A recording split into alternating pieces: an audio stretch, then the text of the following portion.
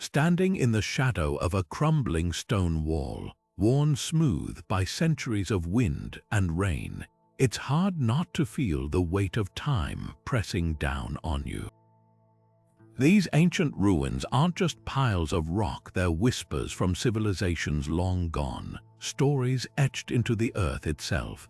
Think about it, every cracked pillar, every faded carving, every moss-covered stairway was once part of a living, breathing world.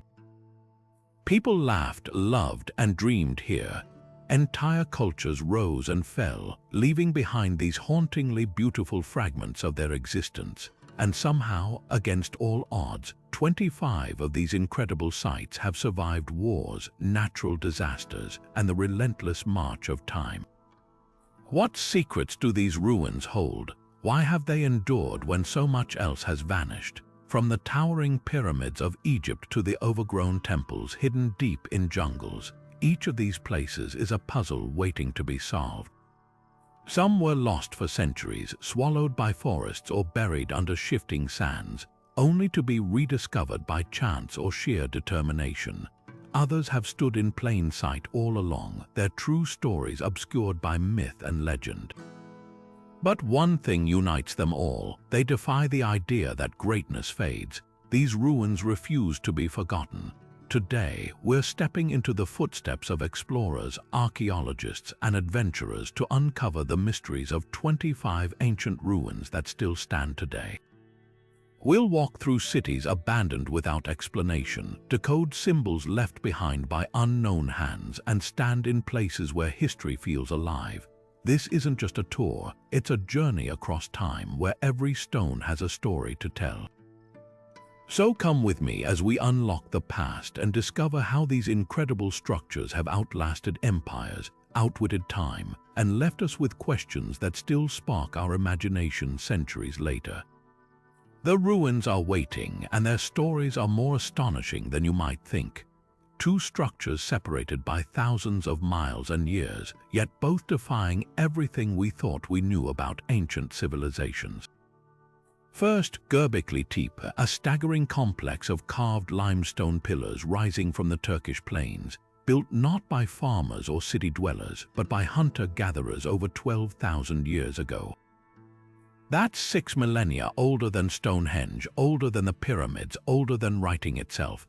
The pillars loom like sentinels, some weighing over 15 tons, decorated with intricate reliefs of animals, scorpions, foxes, lions, as if frozen mid-movement.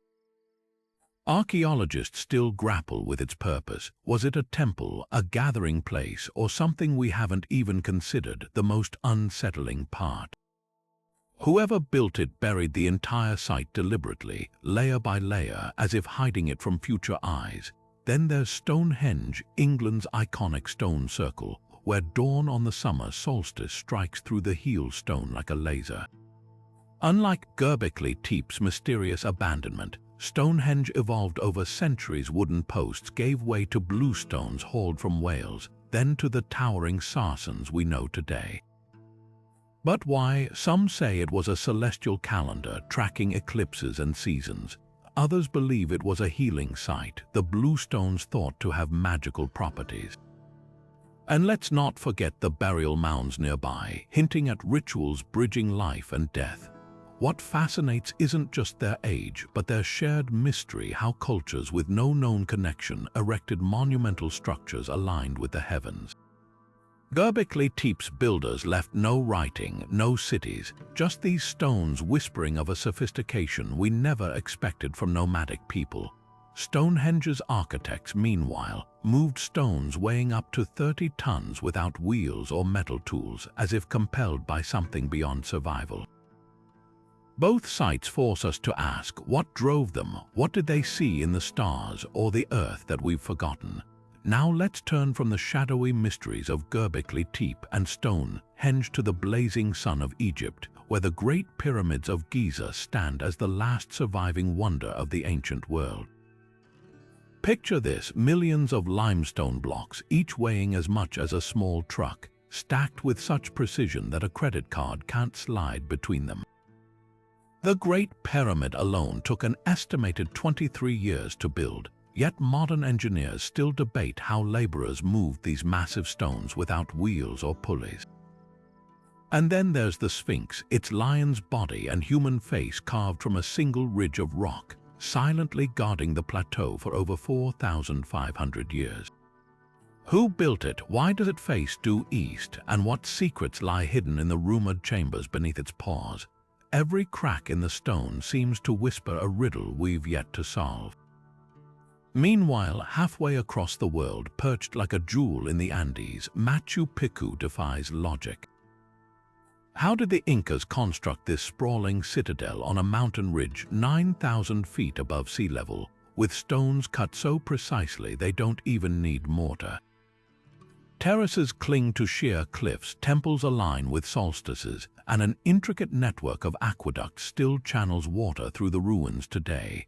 But the greatest mystery isn't how it was built, it's why it was abandoned.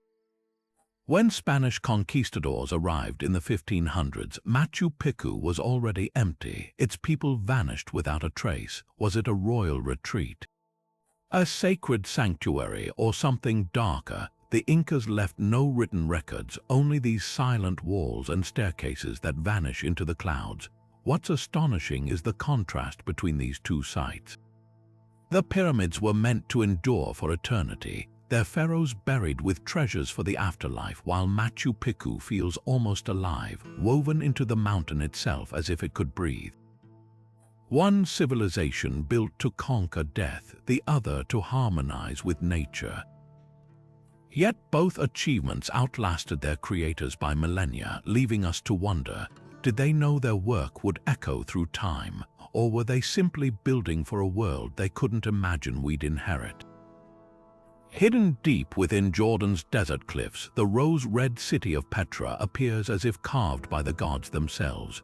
Walk through the narrow Siq, a towering sandstone canyon, and suddenly the treasury emerges. A breathtaking facade chiseled directly into the rock, its columns and statues glowing in the sunlight. But this wasn't just a masterpiece of artistry, it was the beating heart of the Nabatean Empire. Picture caravans of spices, silk, and incense winding through these streets, their goods traded from as far as China and Rome. The Nabateans didn't just build Petra, they engineered it with dams to control flash floods and hidden cisterns holding enough water to sustain 40,000 people in the desert.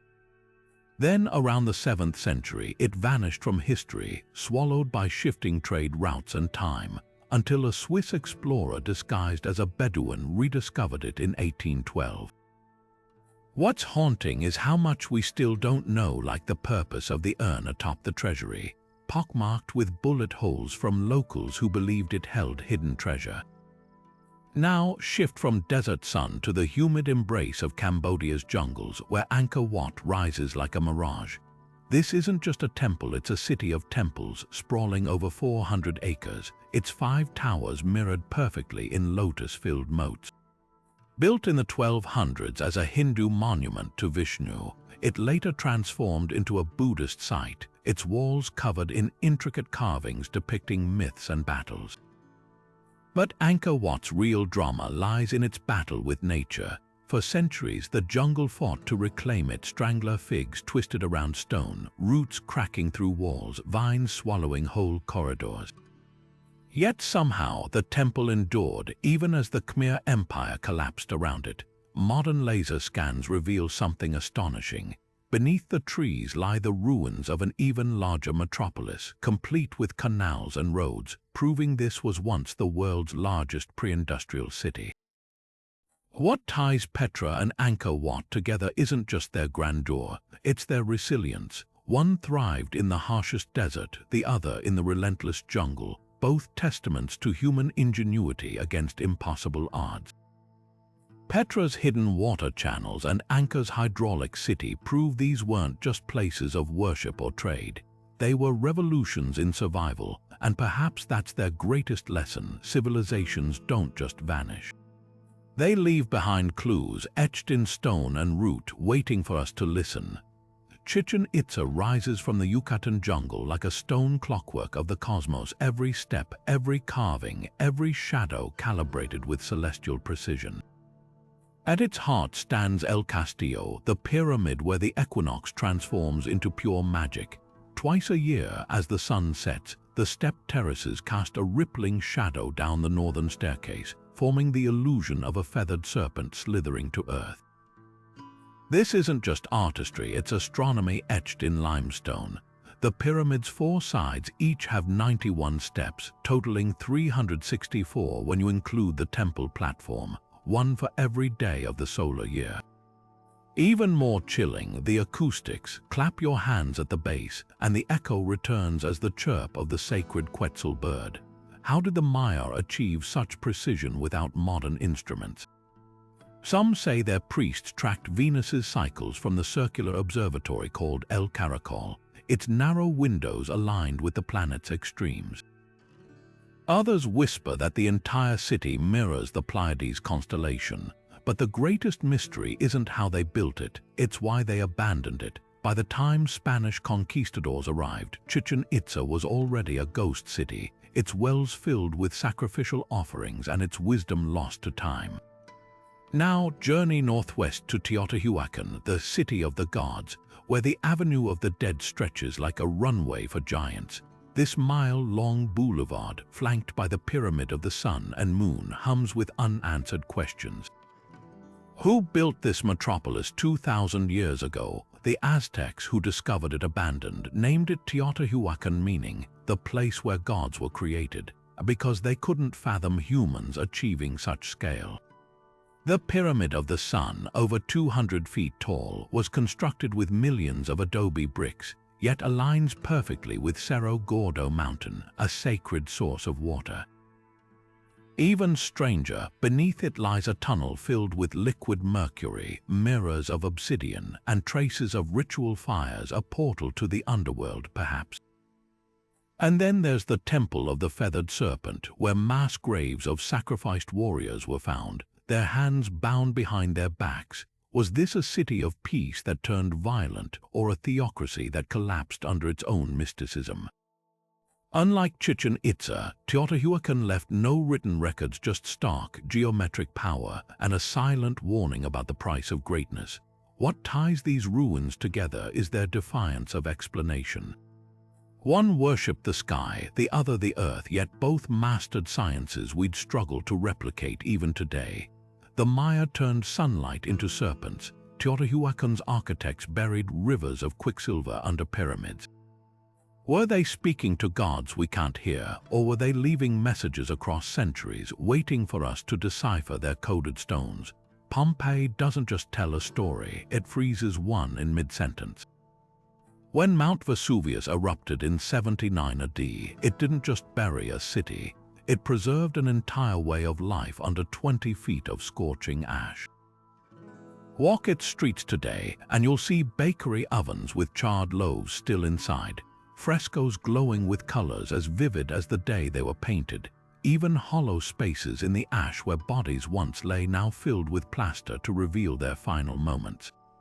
A dog forever twisted in agony, a child clutching a mother's skirts, 2 lovers entwined. But what's most haunting isn't the tragedy, it's the normality. Graffiti scrawled on tavern walls complains about bad wine. Election slogans plaster the streets. A mosaic at the House of the Fawn warns, "Cave Canaan, beware of the dog." This wasn't a city preparing to die. It was a bustling port full of gossip, commerce, and gossip, utterly unaware of the inferno about to swallow it whole. Vesuvius didn't just destroy Pompeii, it captured it like an insect in amber, gifting archaeologists with a snapshot of Roman life so pristine we even know what they ate for dinner. Now journey east to Ephesus, where the Library of Celsus stands as a testament to Roman ambition. Imagine walking down its marble-paved streets, flanked by shops selling silk and spices, the air buzzing with Greek, Latin, and Aramaic. The library itself is a symphony in stone, its facade adorned with statues symbolizing wisdom, knowledge, and virtue, each niche designed to maximize light for scrolls housed within. But Ephesus was more than just a repository of books, it was a city of spectacle. The Great Theater, capable of holding 25,000 spectators, hosted everything from gladiator battles to sermons by St. Paul. Beneath the streets, an advanced sewer system rivaling modern engineering kept the city clean, while terraced houses boasted heated floors and intricate mosaics. What unites Pompeii and Ephesus isn't just their Roman pedigree, it's how they mirror each other in opposite directions. Pompeii's ruins are intimate, whispering of daily life abruptly halted, while Ephesus roars with the grandeur of an empire at its peak. One shows us how Romans died, the other how they thrived, yet both force us to confront the same truth. Civilizations leave behind not just what they built, but what they valued. In Pompeii, it's a loaf of bread. In Ephesus, a library's shadow stretching across centuries. The real mystery isn't why they fell, it's how much of them still lives in us. The Colosseum wasn't just an amphitheater. It was Rome's beating heart, where 50,000 spectators roared as gladiators fought beneath velarium shades that could unfurl like giant sails.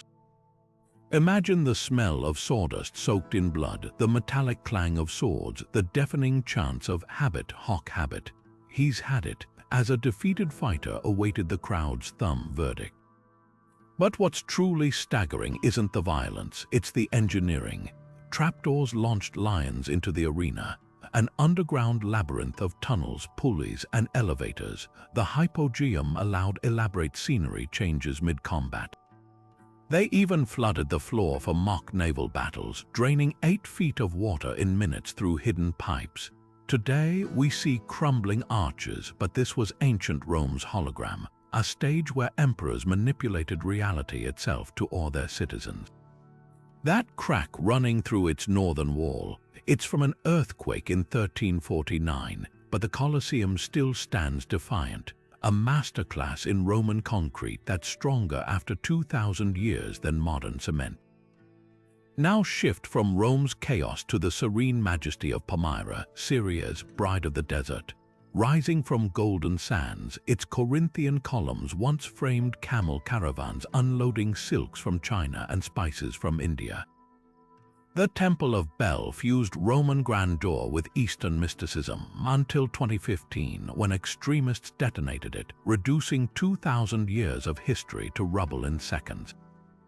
But look closer, even wounded, Palmyra whispers resilience. The Arch of Triumph, painstakingly reconstructed using 3D scans, proves some beauty refuses to die.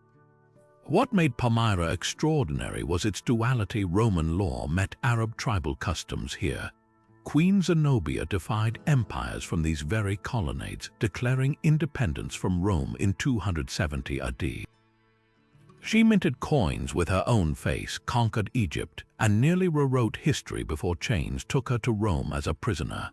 Walking Palmyra's decumanus at sunset between rows of headless statues, you don't just see ruins, you witness the arrogance of those who think erasing stones can kill ideas. One arena celebrated controlled chaos, the other thrived in lawless dunes. The Colosseum entertained the masses to distract from power's grip. Palmyra's oasis bloomed because power knew when to step back. Both now stand fractured, one by time's slow erosion, the other by modern barbarity, yet their stones still teach us about ambition's heights and civilization's fragility. The real question isn't how they fell, but why we keep listening to their echoes. Emerging from the dense Guatemalan jungle like stone sentinels, the pyramids of Tikal don't just dominate the skyline, they pierce it. At over 200 feet tall, Temple Roman 4 is the tallest pre-Columbian structure in the Americas, its crest towering above the rainforest canopy where howler monkeys still echo like living ghosts of the past. Climb its weathered steps at dawn, and you'll witness something extraordinary. The sun rising over a sea of emerald treetops, illuminating temples that were already ancient when the Maya Classic period began. Tikal wasn't just a city, it was a celestial machine. Its pyramids align with Venus's cycles, their staircases acting as portals between earth and sky. The acoustics here defy logic. Whisper at the base of the Great Plaza's temples, and your voice carries clear across the square, a feature scholars believe priests used to amplify prophecies. But the real mystery isn't how Tikal thrived, it's why this powerhouse of 60,000 people collapsed. By 900 AD, its rulers had vanished, leaving behind stelae with half-finished carvings and palaces swallowed by strangler figs. Was it drought, war, or something more unsettling like a society that outgrew its own spiritual foundations? Now, shift from steamy jungles to the arid cliffs of Colorado, where Mesa Verde's dwellings cling to sandstone walls like swallows' nests. Built by the ancestral Puebloans between 600 and 1300 AD, these aren't mere ruins, they're time capsules. Step inside Cliff Palace, the largest of these complexes, and you'll find over 150 rooms carved into the rock, their original plaster still bearing fingerprints. Circular kivas, ceremonial chambers, sink into the earth, their walls aligned with solstice sunbeams. But what chills the spine isn't the architecture, it's the evidence of daily life frozen in place. Grinding stones rest beside half-pulverized corn. Blackened hearths hold last meals turned to carbon. Then, within a single generation, everyone left. Tree rings tell us drought gripped the land, but that doesn't explain the intact pottery, the unburied tools, the doors sealed from the outside. Some suggest migration to new sacred sites. Others whisper of crisis so profound they abandoned homes to the spirits. What links these ruins across continents is their haunting incompleteness. Tikal's astronomers left equations unsolved. Mesa Verde's families walked away from meals. Both mastered survival in extreme environments, one in water-starved cliffs, the other in predator-filled jungles, yet chose disappearance over decline. Perhaps their greatest lesson isn't in how they lived, but in what they dared to leave behind. Not just stones, but questions that refuse to stay buried. High in the rugged hills of central Turkey, Hattus's massive stone walls whisper of an empire that once rivaled Egypt. The most striking sight, the Lion Gate, two towering stone beasts, their faces worn smooth by 3,000 years of wind, yet still snarling at anyone who approaches. But these aren't just decorations, they're guardians. The Hittites believed lions warded off evil spirits, and walking through their shadow feels like stepping into a world where myth and power collided. Inside the ruins, archaeologists unearthed something even more precious, 30,000 cuneiform tablets. These aren't dry records, they're diplomatic fireworks. One letter reveals a Hittite queen scolding Ramses II for calling her just a woman during peace talks. Another details a plague so devastating, the Hittites begged Egyptian doctors for help. The real shock, Hattusa didn't fall to war, it was abandoned. Around 1200 BC, someone systematically emptied the city, hiding these tablets in secret chambers as if preserving knowledge for a future that never came. Now cross the Aegean to Mycenae, where Cyclopean walls loom so massive. Later Greeks swore only one-eyed giants could have stacked these boulders. Enter through the Lion Gate, yes, another, but this one drips with Greek legend. Above the lintel, two lionesses flank a column, their missing heads leaving us to wonder, were they snarling, serene? This was Agamemnon's stronghold, the man who led 1,000 ships to Troy. Schliemann's infamous excavation here claimed to find his gold death mask, though we now know it predates Agamemnon by centuries. But Mycenae's true genius lies underground. Descend into the treasury of Atreus, a beehive tomb with acoustics so precise. A whisper at the entrance echoes like thunder at the back. What binds these ruins is their duality, one gate guarded by lions of diplomacy, the other by lions of war.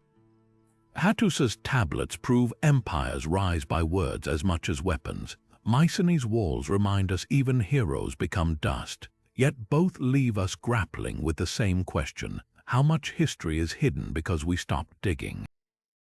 Leptis Magna emerges from Libya's coastline like a Roman fever dream, a city so wealthy. Its marble streets shimmered under the African sun. Walk through the Arch of Septimius Severus, its intricate carvings celebrating the emperor who transformed his hometown into a Mediterranean jewel. But the real showstopper, the Severan Basilica, where towering columns of purple-veined Pavonarzetto marble frame scenes of Hercules' labors, each muscle and vine leaf chiseled with dizzying precision. This wasn't just architecture, it was propaganda in stone. Leptis thrived as Rome's breadbasket, exporting olives and grain by the shipload, its harbor dotted with ships from Alexandria to Hispania. Then, in the 4th century, disaster struck. A tsunami drowned the port, burying docks under 20 feet of sand. Earthquakes toppled temples, and just like that, the sands swallowed Leptis whole, preserving mosaics of leopard hunts and banquet scenes so vivid you can almost hear the clink of wine cups. Now journey east to the flames of Persepolis, where the very stones seem to remember fire. Built by Darius the Great in 518 BC, this was the Persian Empire's ceremonial heart, a city designed to awe. Climb the monumental stairway and you're greeted by endless reliefs of subject nations bearing tribute. Ethiopians with giraffes, Babylonians with woven tapestries, Armenians leading stallions. Each figure is individualized, a deliberate showcase of imperial diversity. But the genius lies in the details. Notice how the carvings angle slightly upward. They were meant to be viewed while ascending, a visual crescendo culminating in the Apollonia's 100 columns. Then came Alexander in 330 BC. The burning of Persepolis wasn't just conquest, it was theater. For days, flames licked at gilded cedar ceilings while wine-soaked soldiers carried off treasures. Yet the ruins still whisper secrets. Recent scans reveal hidden tunnels beneath the terrace, possibly used for royal processions or sacred rites. What unites these cities is their duality, one born of Rome's excess, the other of Persia's calculated grandeur. Leptis Magna's ruins feel like a party interrupted, its wine cellars still stocked for banquets that never ended. Persepolis, though scarred by fire, retains a chilling dignity. Its stairway reliefs a defiant rebuke to oblivion. Both ask the same question: does destruction erase legacy, or does it etch it deeper into memory?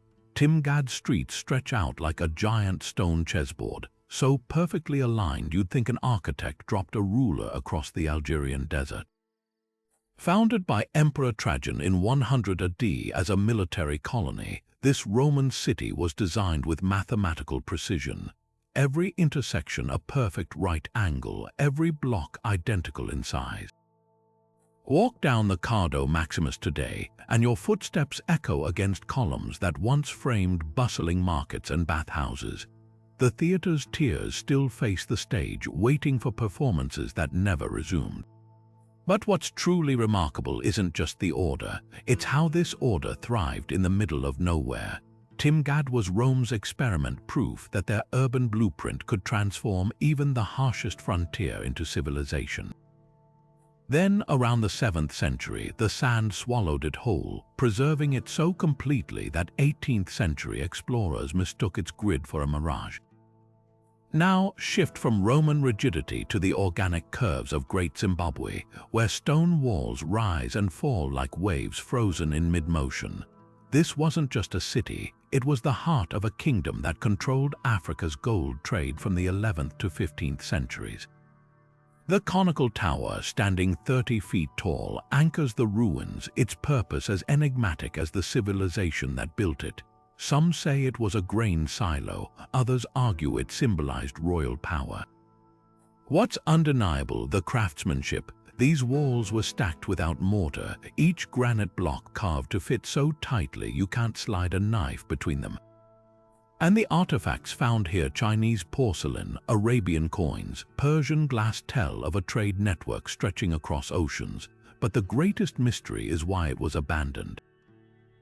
By the time Portuguese explorers arrived, Great Zimbabwe was already empty, its gold smelting pits cold, leaving only whispers of a kingdom so wealthy its rulers dined off gold plates.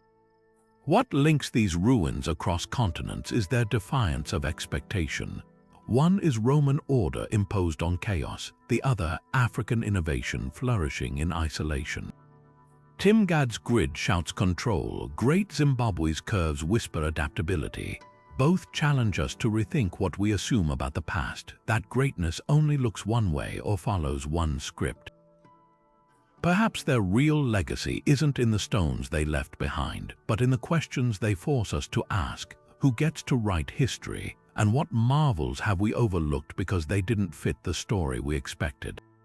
Standing atop Borobudur's highest terrace, surrounded by 72 perforated stupas, each cradling a serene stone Buddha, the world below seems to dissolve into mist. This colossal Buddhist monument in central Java isn't just a temple. It's a three-dimensional mandala carved from 2 million volcanic stones, a physical journey from earthly desire to enlightenment. Every step upward mirrors the path to nirvana. The lowest reliefs depict scenes of worldly temptation, while the upper galleries shift to celestial Buddhas gazing eternally outward. But the real marvel lies in its silence. Unlike other ruins echoing with lost voices, Borobudur hums with stillness. Even the stupa's diamond-shaped lattices were designed to muffle wind into whispers, as if the 9th century architects wanted visitors to hear their own thoughts ascend. Then, around the 1400s, it vanished, swallowed by jungle and volcanic ash, only rediscovered in 1815 under layers of foliage so thick, locals believed it a natural hill. Was it abandoned due to Java's shift to Islam, or did its purpose fade like morning mist? The answer lingers in the unblinking stone eyes of 1,000 Buddhas. Now cross the Indian Ocean to Hampi, where the ruins don't whisper, they roar. Imagine a city so wealthy, its diamonds were sold by the basket in markets stretching for miles. The Vijayanagara Empire's 16th century capital was a marvel of hydraulic engineering. Aqueducts fed royal baths, lotus-shaped fountains cooled palace courtyards, and monolithic statues of deities watched over bazaars trading Persian horses for Burmese rubies. The Vitala temple's musical pillars still sing when struck, each column carved from resonant granite to mimic instruments, while the stone chariot's wheels, though frozen, seem poised to roll toward battle. But Hampi's true drama unfolds at sunset, when golden light floods the monolithic Ganesha shrine, its trunk curled over a belly polished smooth by centuries of devotees. Unlike Borobudur's peaceful retreat, Hampi's end came violently. After the devastating Battle of Talakota in 1565, the city burned for months, its temples defaced, its markets looted.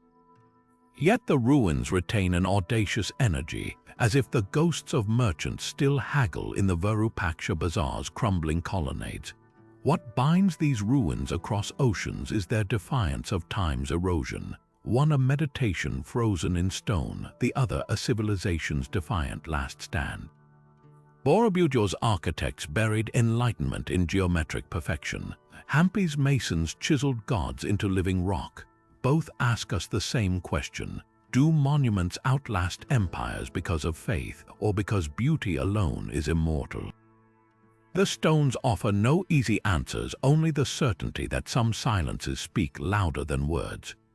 Where the Mississippi and Missouri rivers meet, Cahokia's mounds rise like silent giants from the Illinois floodplain, a sprawling city that once rivaled medieval London in population. Monk's Mound dominates the landscape, a four-tiered earthen pyramid covering 14 acres, its base larger than Egypt's Great Pyramid. But what's astonishing isn't just the scale, it's the precision. Archaeologists discovered posts marking celestial events like solstices, arranged in a circle now called Woodhenge.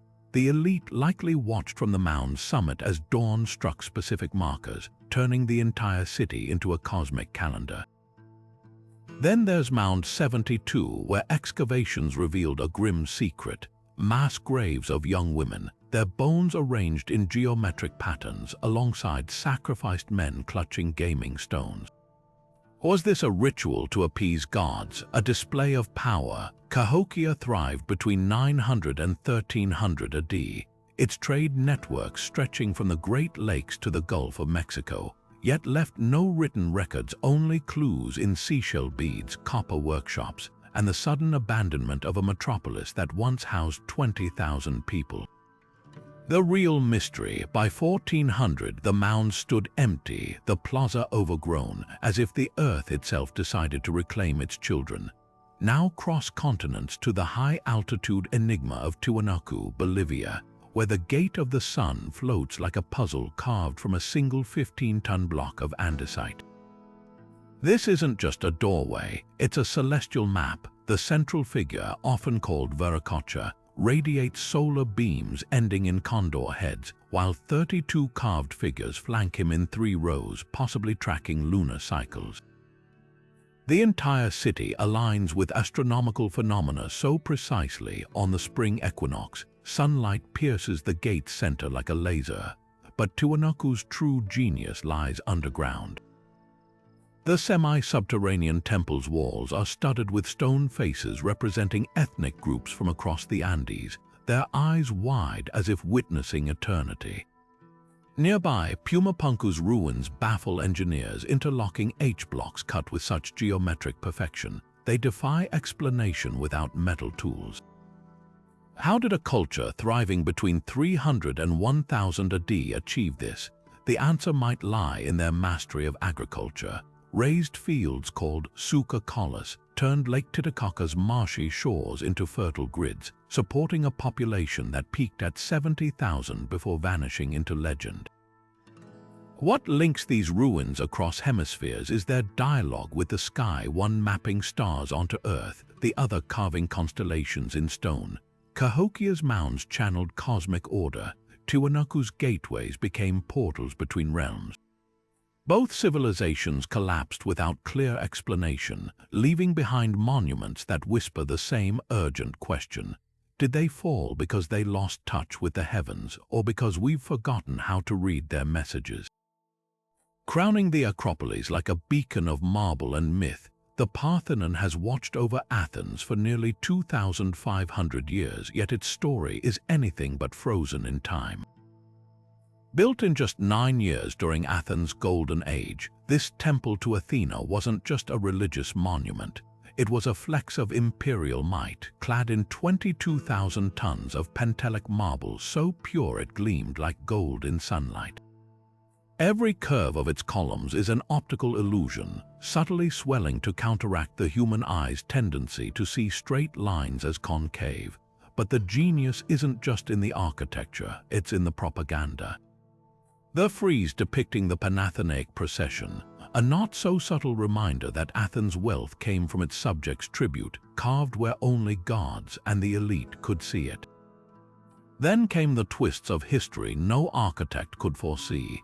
In the 6th century, it became a church dedicated to the Virgin Mary, its pagan sculptures discreetly chiseled away. By the 1500s, minarets rose beside its columns as it transformed into a mosque, surviving miraculously when Venetian cannon fire in 1687 ignited Ottoman gunpowder stored inside, blowing out its roof. But the Parthenon's most enduring drama revolves around the Elgin marbles. Between 1801 and 1805, Lord Elgin's team sawed off roughly half the surviving sculptures, shipping them to Britain under disputed circumstances. Were they saved from further destruction, as some argue, or looted from a nation under occupation?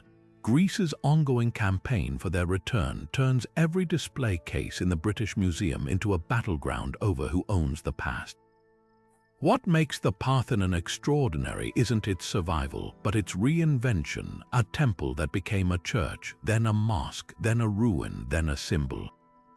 Its fractures mirror history itself. Byzantine crosses etched into pagan stone, Ottoman calligraphy layered over Christian frescoes, and the ghostly absence of metopes now guarded under London's grey skies.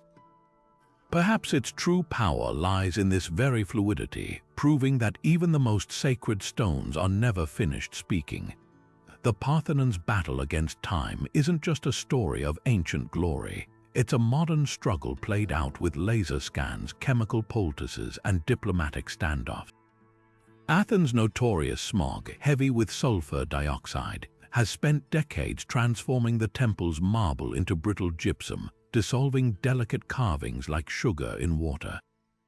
In response, a team of restorers has become part archaeologists, part surgeons. using titanium dowels to stabilize columns and custom-made cranes to hoist original blocks back into place.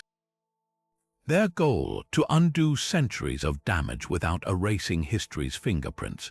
One wrong move could turn a weathered relief into dust, which is why they've adopted a philosophy called reversibility. Every repair must be undoable by future generations with better technology. But the real lightning rod in this restoration saga isn't pollution, it's the Elgin marbles, currently housed in London's British Museum. Greece argues these sculptures were looted under Ottoman occupation. Britain insists Lord Elgin's early 19th century removal saved them from destruction. The debate has sparked everything from UNESCO mediation attempts to celebrity-backed petitions. Here's where it gets thorny. Some fragments exist only in Athens, others only in London, meaning the frieze narrative is literally split across borders. Imagine tearing pages from a book and scattering them between two libraries. Neither can tell the whole story alone. Meanwhile, new technology fuels fresh controversies. Digital reconstructions reveal traces of vivid paint ochre blues and cinnabar reds, proving the Parthenon was once a riot of color, not the pristine white we romanticize. Purists shudder at the thought, but it forces us to confront an uncomfortable truth. Our vision of antiquity is often just that, a vision, shaped by time's erasures and our own assumptions. The Parthenon's greatest lesson might be this: preservation isn't about freezing a moment in time, but negotiating between what was, what remains, and what we owe to the future. Every titanium pin, every repatriation debate, every flake of pigment rediscovered asks us who gets to decide when a ruin stops being a relic and becomes a living story again. Beneath the already mind-bending ruins of Göbekli Tepe, archaeologists have uncovered something even more startling: older layers dating back potentially 13,000 years, pushing the boundaries of what we thought possible for Neolithic societies. Just when we believed the site couldn't get more revolutionary, fresh excavations revealed deeper, circular enclosures buried beneath the known structures, their T-shaped pillars cruder but no less intentional. These newly exposed stones bear fewer animal carvings, suggesting an even earlier phase of symbolic expression, one where abstract ideas were just beginning to take shape in stone. What's electrifying isn't just the age, but the implication. Göbekli Tepe wasn't built in one visionary sweep. It evolved layer by layer over millennia. Imagine generations adding to this sacred space, each new circle sinking deeper into ritual significance. Recent ground-penetrating radar scans hint at least 20 more undiscovered enclosures, some possibly older than anything yet unearthed. If confirmed, this could rewrite the Neolithic timeline entirely, proving that complex communal efforts organizing labor, feeding workers, aligning structures with celestial events began much earlier than we ever imagined. The most tantalizing clue: tools found in these deeper layers. Unlike the finely crafted implements from later phases, these are rougher, yet unmistakably part of a shared tradition. It's as if we're witnessing the moment when hunter-gatherers first grasped the power of collective purpose. And here's the twist: there's still no evidence of permanent settlement nearby. These people weren't farmers tied to the land. They were nomads who returned seasonally to carve pillars and worship gods we can only guess at. Every new stone pulled from the earth at Göbekli Tepe chips away at old assumptions. For decades, scholars believed agriculture led to monumental architecture. But this site flips that script here. Spirituality may have sparked civilization itself. The deeper we dig, the clearer it becomes. Our ancestors weren't just surviving. They were dreaming in stone, and their dreams were far grander than we dared to suppose. Most visitors to Machu Picchu follow the well-worn path to the Sun Temple or the iconic view from the guardhouse, but veer off the main terraces and you'll find whispers of a deeper mystery. Hidden in the moss-draped cliffs below the citadel, the Temple of the Moon crouches inside a cavern, its altar carved directly into the living rock. This isn't just another shrine, it's a portal to the underworld where Inca priests likely conducted rituals under the glow of torchlight, the walls echoing with chants to Mama Killa, the moon goddess. The craftsmanship here is eerie in its precision. Niches shaped like animal silhouettes, staircases that dead end into sheer drops, and a sacrificial stone stained dark by centuries of offerings. What chills the spine isn't just the temple's secrecy, but its alignment during lunar eclipses. Moonlight strikes the altar at an angle that illuminates hidden carvings of serpents, invisible in daylight. Yet even this shadowy sanctuary might not be Machu Picchu's best-kept secret. In 2022, laser scans revealed a network of previously unknown trails snaking through the cloud forest beyond the citadel's borders. These aren't casual footpaths, they're engineered highways with retaining walls and drainage channels, hinting at satellite settlements still buried under vegetation. Archaeologists now suspect Machu Picchu was merely the crown jewel of a much larger complex, a web of ceremonial sites and watchtowers strung along the Urubamba River like beads on a necklace. One theory suggests these trails lead to Pachacuti's legendary lost estate, Vitcos, where the last Inca rulers made their final stand against the Spanish. The most tantalizing clue emerged just last year. A drone survey spotted rectangular formations beneath dense foliage near the Temple of the Condor structures that don't match any known Inca architecture. Could these be storage units for ritual objects, tombs of forgotten nobility, or something more unsettling? Local Quechua elders speak of Ñapa Iglesias, ancient churches built by gods before the Inca, where doorways carved in rock lead to places time forgot. Whether myth or memory, one thing's certain: Machu Picchu hasn't surrendered all its secrets. Every overturned stone whispers of a civilization that mastered these mountains so completely, they left puzzles we're only beginning to read.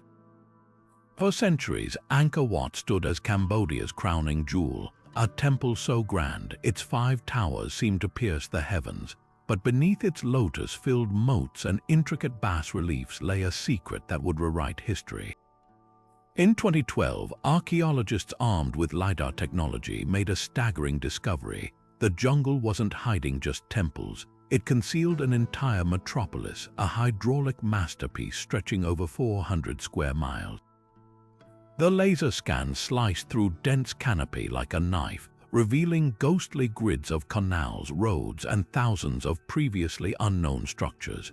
This wasn't merely a religious complex, it was the beating heart of the Khmer Empire, a civilization that turned water into power. The LiDAR maps exposed an engineering marvel, a spiderweb of reservoirs, channels, and ponds so precise, they functioned like a medieval thermostat. At its core sat the West Barre, an artificial lake spanning 5 miles, fed by an intricate network of dikes and sluices. Monsoon rains filled these basins, then staggered releases through the dry season kept rice paddies lush year-round. This wasn't just irrigation, it was empire building. By controlling water, the Khmer fed a population of nearly 1 million, dwarfing contemporary European cities. But the real shock came when LiDAR uncovered neighborhoods, grids of mound dwellings where ordinary citizens lived, their homes elevated on earthen platforms to survive floods. Temples like Angkor Wat were just the tip of the iceberg. Beneath them thrived markets, hospitals, and even suburban sprawl. What's revelatory isn't just the scale, but the sophistication. The Khmer didn't fight their environment, they choreographed with it. Canals aligned with cardinal directions, creating a cosmic mirror where water reflected temple towers like inverted heavens. Recent excavations at Angkor's periphery revealed something even more startling. Quarries producing millions of laterite blocks, connected to the capital by floating barges along ancient canals. This was industrialization on a scale unmatched until the 19th century. Then, around the 1500s, it all unraveled. Climate records showed decades of drought followed by catastrophic floods, a 1-2 punch that overwhelmed even this hydraulic genius. The LiDAR evidence hints at a desperate final act. Canals hastily rerouted, reservoirs repurposed as fortifications. The LiDAR revolution forces us to see Angkor anew, not as a collection of crumbling temples, but as a cautionary tale of ingenuity and hubris. Its builders mastered water to feed an empire, yet in the end, the very element they harnessed may have sealed their fate. As lasers peel back layers of time, one truth emerges. Civilizations rise not just on stone, but on the wisdom to read the earth beneath their feet. Stepping into Pompeii's Via dell'Abbondanza feels like walking through a photograph frozen mid-action. Bottles of garum still sit on tavern counters, carbonized walnuts scatter across kitchen floors, and frescoes of gladiators clash eternally on bakery walls. But nothing prepares you for the plaster casts. These aren't mere statues, they're voids in volcanic ash filled with liquid plaster by 19th century archaeologists, capturing the final moments of Vesuvius' victims in grotesque detail. One figure clutches a cloth to his face, lungs seared by pyroclastic surges. A child's tiny form curls beside what was likely their mother, her arms still draped protectively over them. Most haunting is the muleteer, his body contorted mid-fall, teeth bared in agony, a snapshot of terror preserved with unsettling intimacy. Modern CT scans of these casts reveal even grimmer details: shattered skulls from collapsing roofs, jewelry fused to bones by extreme heat. Yet amid the tragedy, Pompeii's walls burst with color and life. The Villa dei Mysteries frescoes transport you to a Dionysian initiation rite. Figures whirl in crimson robes, their eyes wide with ecstasy or fear. Nearby, a bakery's millstones stand frozen mid-grind, their grooves still dusted with volcanic flour. Then there's the House of the Faun, where a mosaic of Alexander the Great battling Darius Roman III spans an entire floor, each tessera laid with such precision that Darius's expression of dawning defeat feels palpable. Even graffiti feels alive. Election slogans smear across walls, "Vote for Lucius Papidius," while insults and love notes jostle for space. "Salvia, you're not being very nice sleeping with other men." What makes Pompeii unparalleled isn't just its destruction, it's the way it suspends an entire society mid-breath. The brothel's price list remains etched in stone. A carbonized loaf of bread bears its baker's stamp, of seller, slave of Quintus Granius Verus. These artifacts force us to confront a paradox. The very disaster that erased Pompeii also immortalized it. Every plaster cast, every fresco, every scorched fish sauce jar whispers the same urgent truth: that history isn't just about empires and battles, but about the baker who never finished his bread, the dog left chained in its courtyard, the couple whose embrace outlasted civilization itself. Beneath the Colosseum's blood-stained arena floor lay a labyrinth of shadows and machinery, the hypogeum, where Rome's most spectacular deceptions were engineered. Imagine the roar of 50,000 spectators as a trapdoor suddenly yawned open, launching a snarling lion into the sunlight, but that was just the opening act. The real marvel, a system of 80 vertical shafts and counterweighted elevators capable of hoisting entire sets, forests of artificial trees, mock cliffs, even chariots into the arena in seconds.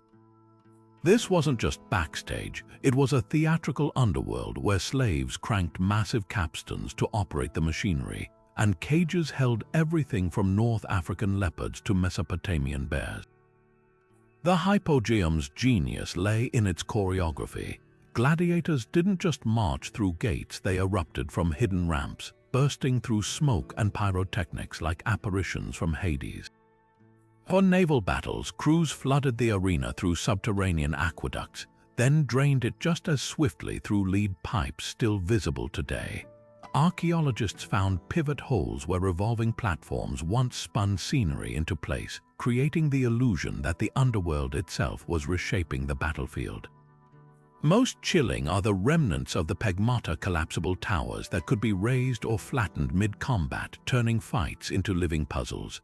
A gladiator might duel on solid ground one moment, only for the floor to give way, plunging him into a pit of spikes. The Romans called this apparition, a magic trick played with pulleys and blood. What's astounding isn't just the engineering, but the psychology. Every gasp from the crowd was calculated, every surprise rehearsed in darkness below. Recent laser scans reveal even deeper secret tunnels stretching beyond the Colosseum's walls, possibly connecting to the Ludus Magnus gladiator school. Some whisper of a fourth level still unexplored, where the most exotic beasts were kept in darkness to heighten their fury. The Hypogeum wasn't just a staging ground, it was the dark heart of Rome's spectacle, proving that even their violence was a meticulously crafted illusion. Stand in the center of Tikal's Great Plaza at dawn, when the mist still clings to the pyramids, and clap your hands just once. What comes back isn't an ordinary echo, it's the rasping cry of the resplendent Quetzal, the sacred bird whose emerald plumage adorned Maya kings' headdresses. This isn't accidental acoustics, it's auditory alchemy engineered into the very stones. The plaza's towering temples and steep staircases form a natural sound funnel, with sound waves bouncing between Structure 1 and Structure 2 at precise angles that transform human noise into animal mimicry. Recent studies using laser microphones revealed something even more startling. Whisper a prayer at the base of Temple 33, and the sound travels upward along the steps, growing louder as it ascends, as if the words themselves are climbing to the heavens. The Maya didn't just build pyramids, they composed symphonies in stone. At the base of the North Acropolis, archaeologists discovered drum platforms made from hollowed-out logs. When struck, their deep tones would have resonated through the plaza, amplified by the open space and the hard limestone surfaces. But the real genius lies in how these sounds interacted. Chants from priests stationed on Temple 4, a kilometer away, could be heard clearly in the plaza below, their voices carried by the same wind channels that ventilated the city.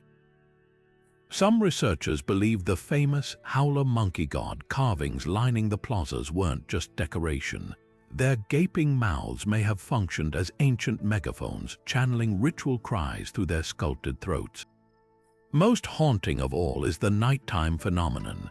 During excavations, teams noticed that certain staircases produced metallic ringing tones when struck, a property of the local limestone infused with iron deposits. Imagine processions climbing these steps by torchlight, each footfall generating unearthly chimes that mingled with the jungle's nocturnal chorus. It wasn't just ceremony, it was theater where the boundaries between human and animal, earth and sky dissolved into sound. The plaza became a living instrument played by the wind, the rain, and the footsteps of those who still walk these stones in silence. Carved into the towering gate of nations at Persepolis, the same phrase repeats in three ancient scripts: Old Persian, Elamite, and Babylonian. For centuries, these wedge-shaped symbols taunted scholars, a linguistic puzzle locked in stone. Then, in 1835, a young British officer named Henry Rawlinson dangled from a rope on the cliffs of Bisoton, painstakingly copying inscriptions 60 stories above the valley floor. What he found there would become the Rosetta Stone of cuneiform, King Darius the Great's boastful chronicle of his victories, etched in those same three languages.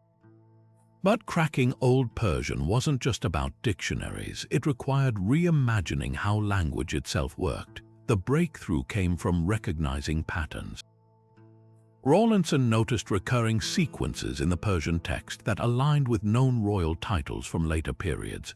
One cluster appeared before kings' names like a linguistic crown: Ekshayatituya King of Kings. Another symbol always preceded territories: Babarush for Babylon, Madai for Media. Yet the real challenge lay in the script's hybrid nature. Old Persian cuneiform wasn't purely alphabetical like Greek. It mixed syllabic signs with logograms where one symbol could represent an entire word. Imagine writing light as L plus ite, but also having a standalone symbol for sunshine. This decipherment rippled far beyond Persia. Once scholars understood Old Persian, they used it as a key to unlock its neighbors. The Elamite tablets of Persepolis, once gibberish, revealed administrative records detailing everything from workers' beer rations to the silver paid for lapis lazuli. Babylonian texts exposed celestial omens studied by Magi priests, but the most astonishing discovery, a previously unknown language hidden in diplomatic correspondence, Akkadian, the lingua franca of ancient Mesopotamia. The stones of Persepolis whisper in layered voices. One inscription near the Apadana Palace begins with Darius declaring, "By the favor of Ahura Mazda, I am king," while the same words in Babylonian invoke Marduk, their chief god. This wasn't just translation, it was cultural diplomacy in stone, proof that even conquerors understood power lay in speaking to subjects in their own tongues. Today, as 3D scans reveal previously invisible strokes worn by time, we're still finding nuances. A single misread wedge can turn a tribute list into a prophecy, reminding us that every translated symbol isn't just a word recovered, it's a voice resurrected. Stroll through the ruins of Great Zimbabwe today, and you might stumble upon a fragment of Celadon pottery, its jade-green glaze still luminous after 7 centuries in African soil. This isn't just broken crockery, it's a breadcrumb on a trail that stretches across oceans. Chinese Ming Dynasty porcelain, Persian glassware, and even shards of Indian beadwork have all been unearthed here, turning what was once dismissed as an isolated stone city into proof of a medieval global economy humming with activity. The sheer variety of artifacts tells a story of caravans snaking from the Swahili coast inland, their camels laden with treasures from half a world away. Take the cowrie shells found by archaeologists, thousands of them, some drilled with holes for threading onto strings. These weren't local trinkets, they came from the Maldives, shipped across the Indian Ocean as currency in a trade network that valued them more than gold. Then there's the evidence of spinning and weaving spindle whorls made from Persian Gulf oyster shells, suggesting textiles dyed with indigo from India or madder root from Syria flowed through these stone corridors. Even the humblest finds rewrite history. A single shard of blue and white porcelain traced to kilns in 14th century Jonxi province proves that Great Zimbabwe's elites dined off dishes commissioned from artisans halfway across the globe. But the real smoking gun lies in the copper ingots stamped with arabesque designs. Chemical analysis matches them to mines in the Congo, yet they bear the exact weight standards used in Cairo's medieval markets. This wasn't haphazard barter. It was a meticulously regulated system where African gold, mined from the legendary lands of Sofala, was weighed against Venetian glass beads, Omani frankincense, and Chinese silks in transactions recorded by Arab geographers. One account from 1292 describes a Zimbabwean king so wealthy, his scepter was tipped with a ruby the size of a hen's egg, gifted by a merchant from Hormuz. What's revolutionary about these discoveries isn't just the scale of trade, but the sophistication. Great Zimbabwe's rulers didn't merely passively receive foreign goods, they actively shaped their place in the world economy. The layout of the city itself hints at this. The hill complex where envoys would have been received overlooks the valley like a customs house, its narrow entrances forcing caravans to single file for inspection. Recent digs uncovered lead seals near the eastern enclosure, their markings resembling those used by Persian traders to authenticate shipments. Perhaps most telling is what hasn't been found. Unlike European castles cluttered with imported armor or silver, Great Zimbabwe's artifacts skew toward luxury and ritual exotic materials transformed into ceremonial objects. A single intact Ming vase was discovered buried upright near the conical tower, positioned as if in offering. This wasn't just commerce, it was alchemy, turning distant resources into political and spiritual power. The stones of Great Zimbabwe whisper of a world far more connected than we ever imagined, where a ruler in southern Africa could sip from a Chinese teacup while listening to news of monsoons in Gujarat. When historians once spoke of the Dark Continent, They miss the glow of forge fires here, melting global connections into something entirely new. Every cowrie shell, every glass bead, every porcelain fragment is a testament to a truth we're only now grasping. The medieval world wasn't a collection of isolated civilizations, it was a web, and Great Zimbabwe sat at its shimmering center. Climbing Borobudur's step terraces isn't just a physical ascent, it's a pilgrimage through the cosmos itself, each level a deliberate rung on the ladder to nirvana. At the base, the Kamadhatu level hides a secret, 160 relief panels depicting the consequences of earthly desire, most buried underground since the 9th century. These carvings, only partially exposed today, show thieves being boiled in cauldrons, adulterers crushed beneath trees, a visceral warning that the path begins by confronting our basest instincts. The walls here bulge slightly inward, an architectural trick creating the illusion they might collapse on you, amplifying the sense of moral weight. Rising to the Rupadhatu level, the tone shifts. 4 square galleries unfold like pages of a stone sutra, their 2,600 narrative panels illustrating the life of the Buddha and the workings of karma. What's extraordinary is how they're meant to be. Read, pilgrims circumambulate clockwise, the stories progressing with each turn like a spiritual conveyor belt. The craftsmanship here is staggering. Merchant ships cresting waves with such motion you can almost hear the sails snap, a prince's face softening as he renounces wealth. Even more ingenious are the perforated stupas lining these galleries, their diamond-shaped openings filtering sunlight into dappled patterns that shift with the hour nature's own mandala. Then comes the sudden revelation of the Arupadhatu level, where 72 hollow stupas encircle the central dome like a stone halo. Unlike the narrative chaos below, this realm is pure geometry, circular terraces symbolizing formlessness, the absence of reliefs reflecting the transcendence of worldly stories. Peer through any stupa's lattice, and a Buddha statue sits serenely inside, yet none are fully visible.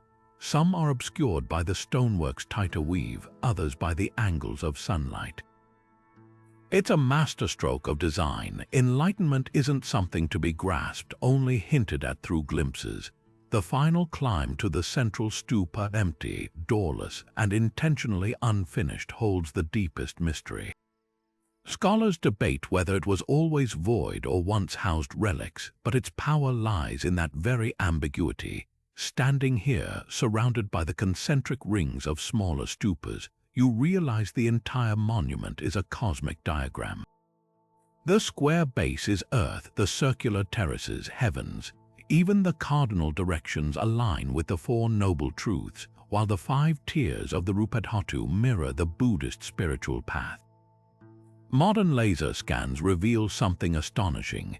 The staircase's risers are fractionally taller on the western side, forcing pilgrims to ascend with slightly greater effort, a physical manifestation of struggle toward awakening. What's haunting is how Borobudur's architects encoded meditation into stone. The journey from base to summit mirrors the progression from ignorance to wisdom, but also the dissolution of self.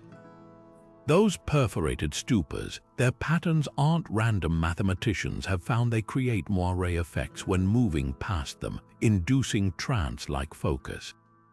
The relief sequencing follows the mind's natural wandering, then recentering. Even the erosion patterns tell a story. Centuries of pilgrims' hands wearing smooth certain scenes, a grieving woman, a mendicant's bowl, revealing which lessons resonated most.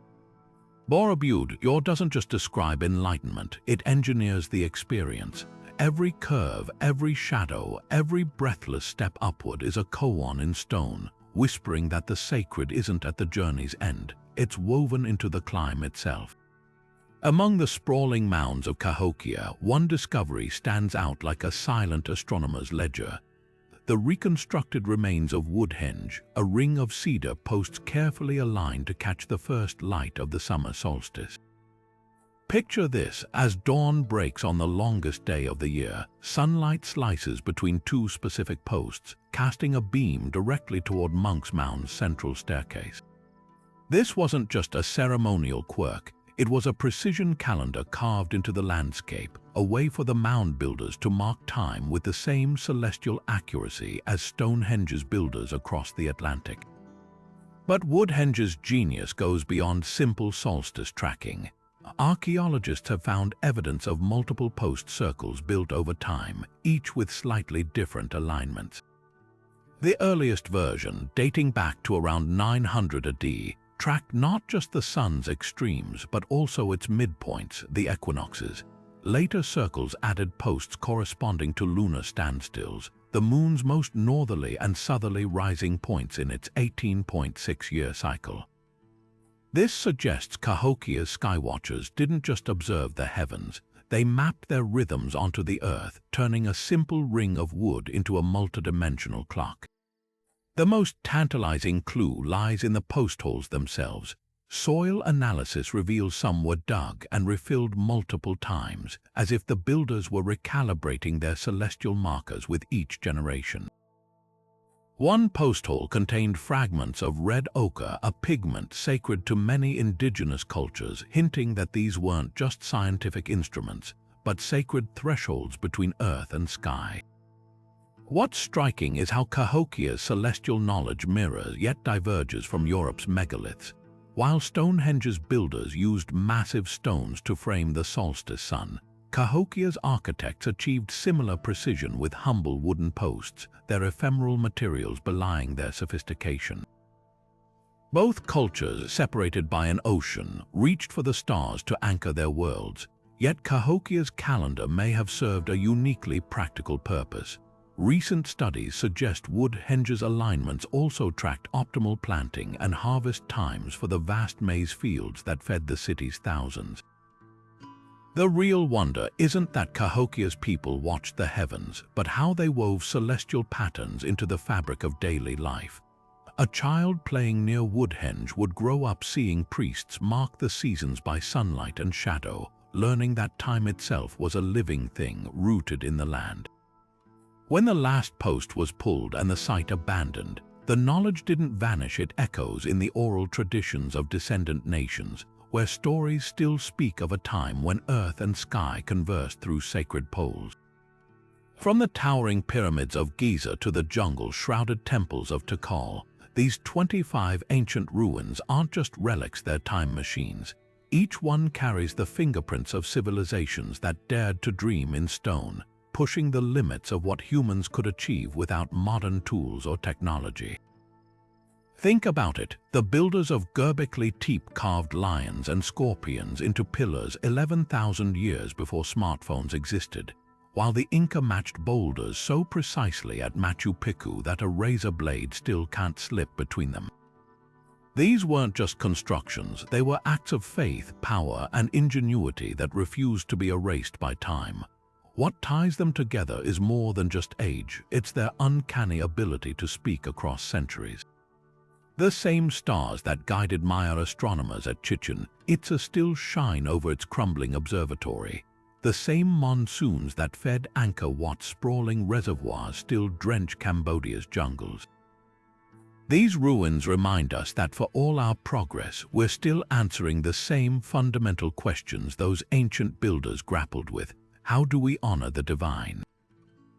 How do we harness nature? How do we leave a mark that outlasts us? Some ruins, like Pompeii, froze entire societies in heartbreaking snapshots, while others, like Great Zimbabwe, whisper of trade networks spanning continents we once thought disconnected.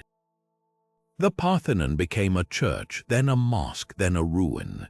Yet its fractured columns still define Western ideals of beauty. Palmyra's reconstructed arch stands defiant against modern barbarity, proving that ideas carved in stone are harder to kill than those who try to erase them. So here's the real question for you. Which of these places pulls at your imagination the most?